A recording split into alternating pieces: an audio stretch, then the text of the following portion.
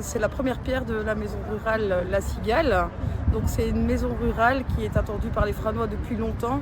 Donc en fait le projet a vraiment évolué. On était parti d'une rénovation du palace à l'époque pour avoir une salle multifonction et une salle culturelle.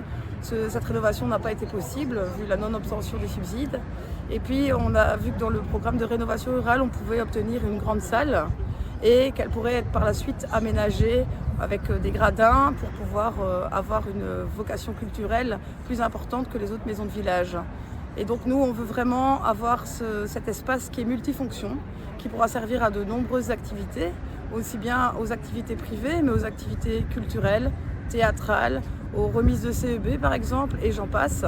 Et donc il faut que cette salle puisse servir à un maximum de Franois. Elle coûte quand même 2 millions d'euros, subsidiée à plus ou moins 1 million d'euros. C'est un projet qui est voulu par le citoyen. La commission locale, c'est quoi? C'est un groupe de citoyens qui réfléchit à un plan sur 10 ans pour la commune. On est au 3e plan de 10 ans, donc c'est des citoyens qui ont élaboré un plan et qui présentent leur projet au collège, qui après le présentent au conseil communal. Donc c'est aujourd'hui, ce qui va se faire ici derrière moi, c'est ce que le citoyen franois a voulu. J'imagine que vous êtes très fier de cette réalisation, cette future réalisation.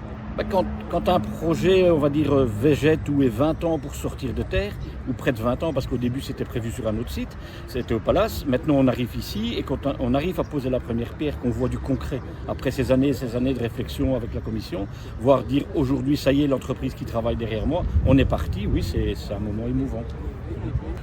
Enfin, la première pierre est posée, donc ça y est, on va pouvoir mettre sur les rails un projet qui est intéressant pour le monde de la culture à Frasnes et pas qu'à Frasnes, aussi pour les environs.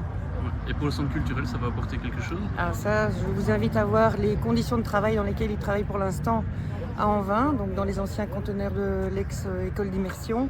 Il est grand temps qu'il puisse avoir des conditions de travail qui soient dignes de ce nom au XXIe siècle. Et pour toutes les associations culturelles de l'entité? Ça représente un intérêt dans le sens où, par exemple pour les troupes de théâtre, la capacité de la salle est assez intéressante, elle est plus élevée que ce qu'on retrouve maintenant dans les maisons de village. Et on a une demande aussi pour pouvoir occuper ce type de salle qui est aussi aménagée au niveau infrastructure et logistique.